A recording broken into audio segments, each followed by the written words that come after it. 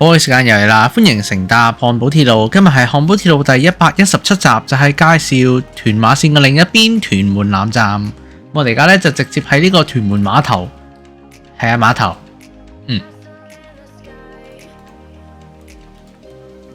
屯門碼頭。我哋直接喺屯門碼頭出發。輕鐵咧？喺度咯。咁呢個呢，就係屯門碼頭站嘅 C1 出口啊，屯門南站嘅 C1 出口啦。C1 出口呢，就有呢個扶手電梯啦。咁呢度呢，就有個升降機嘅。咁呢，呢度可能呢會同現實嘅屯門南站呢有非常大嘅分別，因為我係靠呢個mtrtwenmounsouth.com 嗰個模擬圖去起嘅。其他嘢我見到呢我就會起嘅，我見唔到呢我就憑感覺㗎啦。係咁，呢度有升降機啦。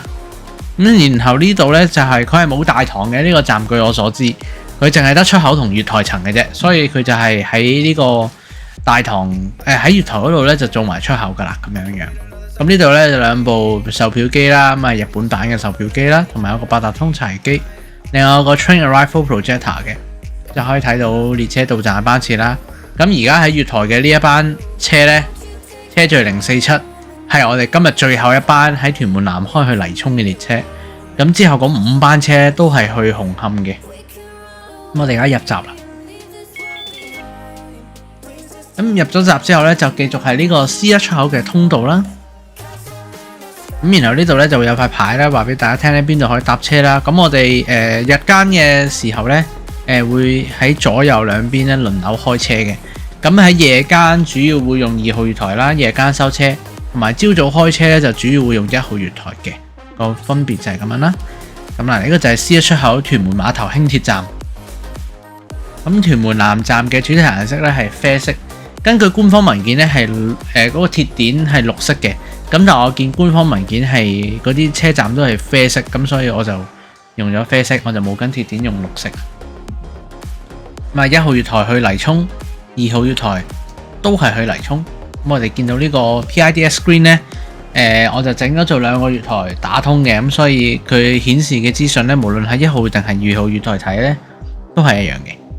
咁啊，見到最後一班泥涌啦，咁列車會喺入咗站之後呢，會喺我哋嘅月台停留5分鐘先會出發嘅最少。咁所以而家乘客大約有2分半嘅時間可以搭呢一班嘅車啦，係啊，趕上最後一班列車去泥涌。咁我做過一次資料統計嘅。咁如果我哋喺呢度搭呢一班嘅泥涌，如果我哋 miss 咗呢一班泥涌呢，我哋係可以搭下2班嘅紅磡車，即係11分鐘呢班嘅紅磡車之前嘅呢2班啦，4分鐘同11分鐘呢2班，去到南昌轉橫水道線，去到大圍，再轉翻屯馬線，係可以追得翻呢一班屯馬線嘅。就係咁啦。咁我哋睇完 C1 出口之後呢，我哋而家睇一睇 C2 同 C3 出口。咁呢度呢 C2、C3 出口呢，分別係有樓梯同埋有扶手電梯可以去到啦。咁我哋而家呢就搭扶手電梯。落到嚟呢度呢，就係 C3 出口湖翠路。咁呢個站呢，就有一間嘅商店嘅喺呢一個位置啦。另外呢邊呢，樓梯落嚟呢，就會有 C2 出口湖景路。係啦，呢個就係 C2、C3 出口嗰個出口大堂。我哋而家咧就上翻月台，我哋去睇睇 boy 出口。咁啊，呢個站個設計咧就係中間拱頂啦，咁兩邊咧就係有呢個板，呢個焗漆板啦，係啊。咁呢個就係根據嗰個模擬圖起嘅。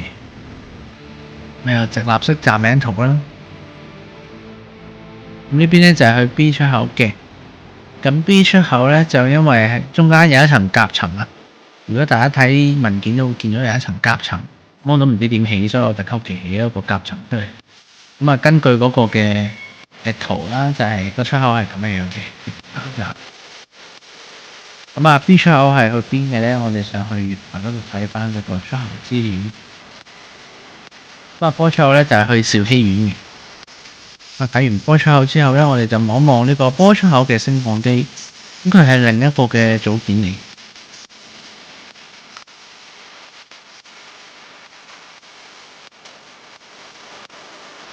咁落到嚟地面之後咧，呢度有個升降機出口啦，咁啊可以通到去兩邊嘅。咁其實就係呢一個波出口結構嘅背脊。咁我哋而家咧又再一次上翻去呢個嘅月台，呢班車應該就快開㗎啦。我哋可以望住呢班最後一班泥涌車開出。咁我哋呢個屯門南站最後一班泥涌車開呢，就係晚上12點正嘅。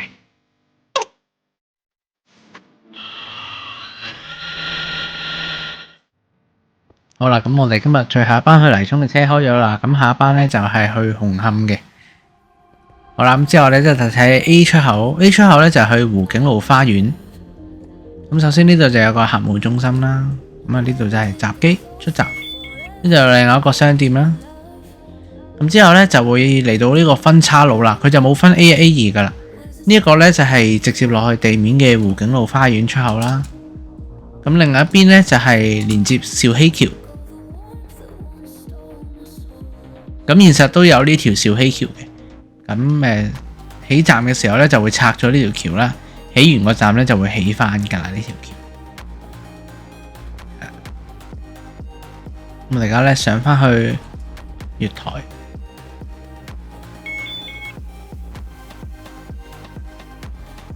Arriving。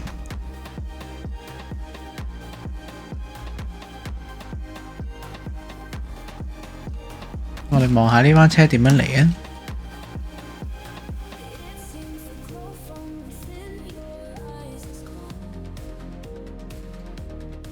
佢就係咁樣好似蜿蜒曲折咁樣入嚟。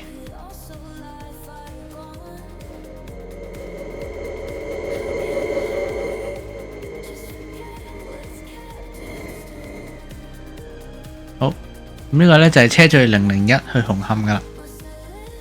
呢班車呢就已經唔會再去泥涌啦，呢班車呢就只會去紅磡嘅啫。就係咁，咁我哋呢一集呢屯門南站呢就介紹完啦。未訂閱呢就記得要訂閱我嘅 channel， 仲有要 follow 九龍城交通，咁就可以追蹤住最新九龍城區嘅交通資訊。咁我哋呢下一集呢就會介紹港鐵文件嘅第16區站啦，咁樣有傳說中嘅屯門泳池站啦。咁我哋最終定名呢係叫做青山灣站嘅，咁因為佢喺青山灣填海區入邊啦，我哋會叫呢個站做青山灣站嘅。我哋下一集呢就會介紹青山灣站啦。咦？請問上一集問答題目係咩呢？啊，記得啦，上一集問答題目呢就係問我細個呢第一個起嘅站咩站？咁答案呢就係烏溪沙站。咁就大家睇翻 Discord， 咁就可以知道自己答中咗嘅話有冇俾人抽中有獎啦。咁我哋呢今集嘅問題呢就係究竟屯馬線漢寶鐵路屯馬線全線有幾多個站？就係咁，呢個問題非常之簡單。咁大家記得呢喺呢個影片下邊嘅說明欄裏邊嘅 Google Form 嘅連結去答問題啦。另外呢，如果大家想大家嘅商店出現喺我哋漢寶鐵路嘅車站嘅話呢，不妨喺影片下邊說明欄有一個商店投稿嘅 Google Form 連結，可以投稿一下理想嘅商店。咁我哋呢經過採納之後呢，我哋就會將佢起出嚟。咁如果你有商店示意圖嘅話呢，你都可以 upload 張相，咁我哋可以跟住你間鋪嚟起噶。就咁啦，我哋下次喺肚餓嘅時間再見。多謝乘搭漢寶鐵路，拜拜。